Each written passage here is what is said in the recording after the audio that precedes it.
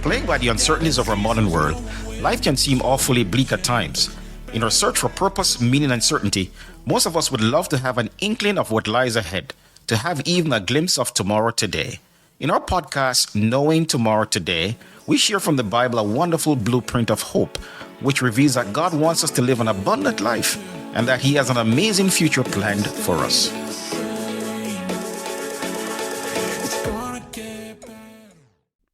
All right, welcome to our podcast, Knowing Tomorrow Today. I'm your host, Merrick Brown. Thank you always for joining me on this journey of hope. I always want to encourage you to subscribe, to like, and to share these messages of hope wherever you listen, with your family, with your friends, with your coworkers, and just all who you meet along life's journey. And so, for several episodes, we have been looking at the last book of the Bible, which is the book of Revelation. And most recently, we have been examining the seals there in the book of Revelation. Now, having studied the book of Revelation for many years, I've found that the seals of the book of Revelation serve as a sort of timeline for the events which John describes in the book of Revelation itself. In other words, in the book of Revelation, the seven seals speak about events which begin in John's day and end with the second coming of Jesus. And so this is why it is very important for us to pay attention to what Jesus is trying to communicate to us as He opens the seven seals there in the book of Revelation. Now, in previous episodes, we have looked at the first five seals of the book of Revelation, and so it might be helpful to listen to prior episodes before you plunge into this one so that you may be able to follow more closely. Now, in this episode, we want to begin to look at the sixth seal there in the book of Revelation. I want to show you that in Revelation's timeline of history, that at present, we are currently living in a time when the sixth seal has been opened. And of course, before Jesus returns, there is just one more seal that will be opened after the sixth seal, and that is the seventh seal. And we'll take a look at the seventh seal in a future episode. And so, this is written. When Jesus opens the sixth seal, this is written in Revelation chapter 6, verse 12 to 17.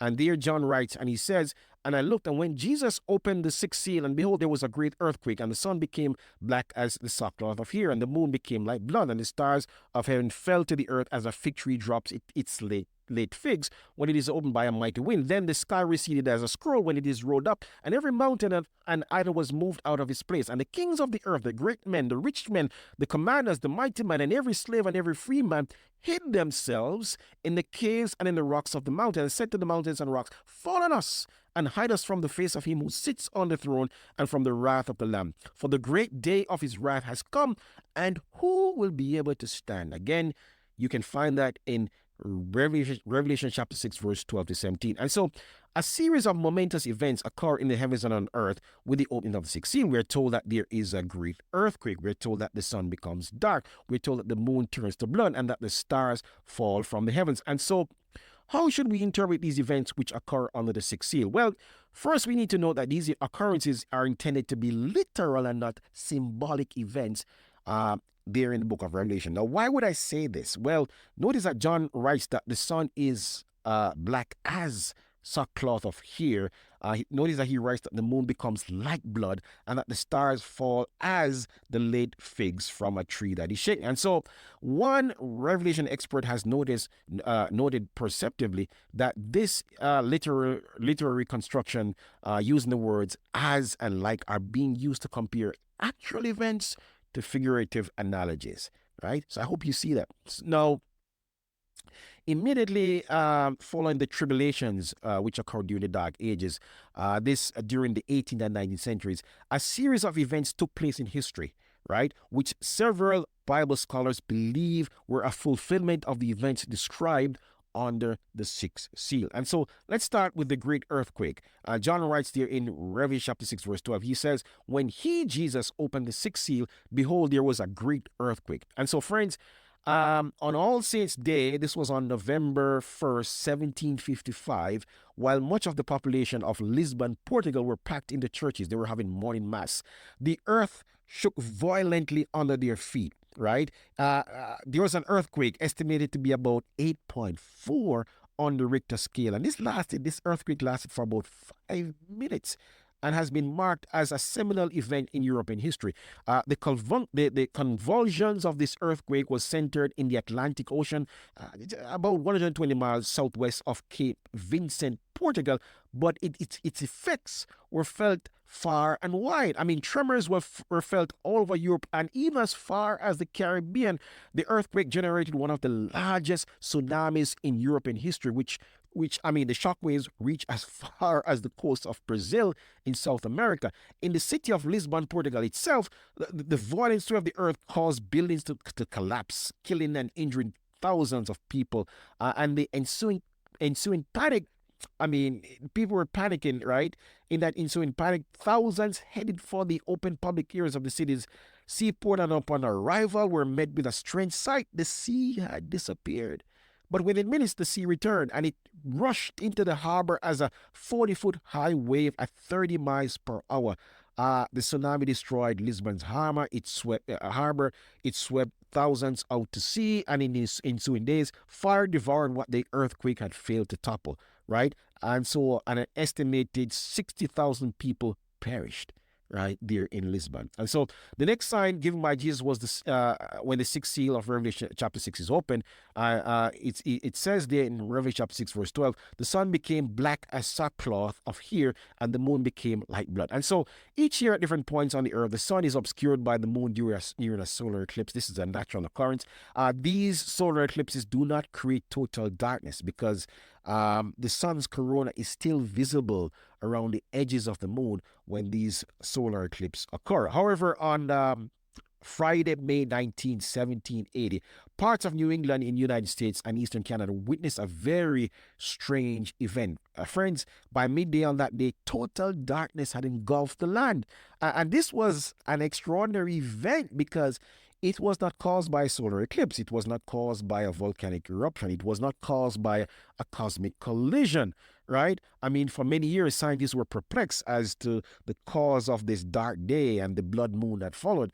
I mean, some scientists in the early 2000s theorized that perhaps this dark day was caused by forest fires in eastern Canada at the time. Well, whatever the cause, in describing the dark day of 1780, the Harvard professor Samuel Williams, he wrote there in his diary, he says that the fowls retired to roost and the cocks were crowing all around as at break of day. Objects could not be distinguished but at a very little distance, he writes, and everything bore the appearance of the gloom of night, right?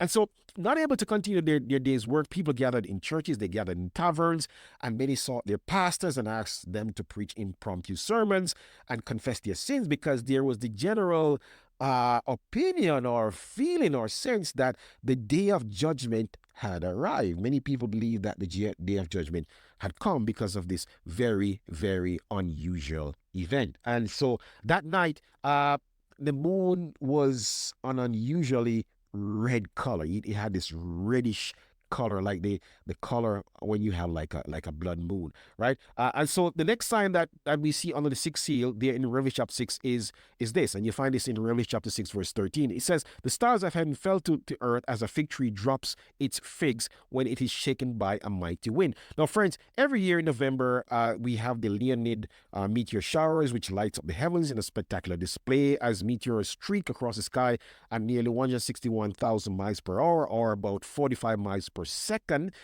And so this happens as the Earth's orbit intersects the path of comet Temple Turtle, which circles the sun every 33 years. And so as the Earth crosses this comet's path, it enters its debris field. And the result is that thousands of space rocks or meteors are unwittingly plunged into our atmosphere in a striking display as falling stars. And so just before dawn, and this happened on November 13, 1833, people all over the United States, southern, especially in the southeastern United States, were awakened by knocks on their doors and a great commotion in the streets as awe-stricken and terrified citizens, they gathered to witness the unusually spectacular meteor shower at the time. Now, during this time, there was a great revival in the United States. I mean, this was called the Second Great Awakening. And so many people were being told that they needed to repent, they needed to turn back to God. And so when many people saw this unusual, spectacular meteor shower, they thought that judgment day had come, right? And so even today, this event is remembered in American history as the night the stars fell. And so, friends, by themselves, of course, there is nothing unusual about an earthquake, burning forest that may have caused, may have obscured the sun and moon, or falling stars caused by, meteor showers. But instead, these are striking or influential events. These striking or influential events, they serve as prophetic signposts in history. And so an important interpretive key for unlocking these significant events there which occur under the sixth seal is written there in Matthew chapter 24 verse 29. In fact, in Matthew chapter 24, Jesus is asked by his disciples when would be the sign of his coming and of the end of history. And after describing the tribulations that his followers would have to endure during the centuries, Jesus tells them this in Matthew chapter 24, verse 29. He says, immediately after the tribulation of those days, the sun will be darkened, and the moon will not give her light, and the stars will fall from the heaven, and the powers of heaven will be shaken. Jesus is here describing the events seen in the opening of the sixth seal. Notice that even though he does not include the great earthquake, the events are given in the same chronological order as in the sixth seal. The sun darkens, right? He says the moon is affected and the stars fall from the heavens, right? What is most important here, though, is that Jesus says that these signs were to take place after a tribulation or persecution of his people. Now, we know that in the timeline or chronology of the seals, the last time God's people were endured tribulation was at the Roman Church's instigation during the Dark Ages. And this is described in the fourth seal there in Revelation chapter 6. Now, friends, the signs in heaven and on earth during the sixth seal serve as chronological markers or signposts pointing toward the nearness of the second coming of Jesus. Now, for me, perhaps the most important takeaway from the phenomena at the opening of the sixth seal is the revelation that we are presently living under the sixth seal, right? Now, in describing our age, again, Jesus mentions this in Luke chapter 21, you can read this in verse 25, 26. And he states this. He says that there will be signs in the sun, in the moon, in the stars, and on earth, the distress of nations with perplexity, the sea and the waves roaring, men's heart failing them for fear and for the expectation of those things which are coming on the earth, for the powers of the heavens will be shaken, Jesus says in Luke chapter 21, verse 25, 26. And so, undoubtedly, in the last 200 years of world history, there have been astounding and rapid human progress in science, technology, and economics. The Industrial Revolution, which began in Britain during the 18th century, brought with it the rise of the machine and factories. And the result is that over the last 200 years, the agrarian way of life, which dominated world history for thousands of years, has largely been displaced by factories and today's crowded cities. And friends, over the same 200-year period, the number of people living on the planet has exploded exponentially, with the world's population projected to reach about 9.8 billion people by the year 2050. I mean, the result has been overcrowded cities, increased industrialization, the taxing of the planet's natural resources, and the pollution of our oceans and rivers. And so, as World Wars I and II tragically illustrated, the mechanization of warfare has now given us the ability to unleash mass devastation on our planet. Indeed, having discovered the secret of unleashing the power of the atom, the ability to deploy virulent biological microbes now give us the capacity to destroy ourselves over many times. And so it is these sobering realities, friends, which Jesus foresaw in our day when he spoke of the distress of nations with perplexity, the sea and the waves roaring, and men's hearts filling them for fear and the expectation of those things which are coming on the earth. And he says, for the powers of the heavens will be shaken. And so it is clear that with the opening of the sixth seal there in Revelation chapter 6, that we are living, and this is a point of all this, we are living in the end of human history. and that we have never been closer to the second coming of Jesus than we are today. Are you ready to meet Jesus when he comes? He's coming back very soon, right? Listen, friends, this same Jesus, the one who has given us these signs that his coming is near, also tells us that he has plans for us. There in Jeremiah chapter 29, verse 11 to 14, he says, listen, I know what I've planned for you, right? I have plans to prosper you, not to harm you. I have plans to give you a future filled with hope. He says, when you call out to me and come to me in prayer, I will hear your prayers. If you seek me with all of your heart and soul, I will make myself available to you. My friends, the Lord Jesus has planned an amazing future for us. My hope is that you will come to trust him, that you will choose to live by his way, his word, and not your own. I promise you, if you do, your life will never be the same. Listen, as we part, I always want to encourage you to like, to subscribe, and to share this podcast wherever you listen, because when you do so, you'll be helping to share the gospel with the world as Jesus has commanded us to do as his followers. Listen, you can also email me. My email address is knowingtomorrowtoday@gmail.com.